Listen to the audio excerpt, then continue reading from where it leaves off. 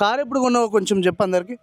Almost నాకు తెలిసి 2 years 3 months అవుతుంది. ఓకే. ఎన్ని కిలోమీటర్స్ తిరిగినావు? 56,000. ఎన్నిసార్లు ఇన్సూరెన్స్ అప్లై చేసినావు? ఒకసారి థ్యాంక్స్ టు యూ మామ. నేను కాదు, నేను పక్కన కూర్చుని ఉండే. ఫస్ట్ ఇల్లే ఒకసారి నువ్వు, ఒకసారి మా ఆర్య గాడు, ఒకసారి ఆయుధ్ గాడు, ఇట్లా మల్టిపుల్ ఫ్రెండ్స్ వల్ల, మంచి మంచి ఫ్రెండ్స్ వల్ల 3 సార్లు అప్లై చేసినాం.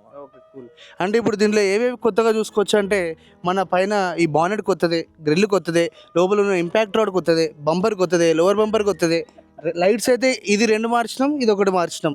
సో యాక్చువల్గా ఏంటంటే ఫోన్లలో స్క్రీన్ గార్డ్ మార్చినట్టు మేము ఫ్రంట్ సెక్షన్ అంతా మారుస్తుంటాం.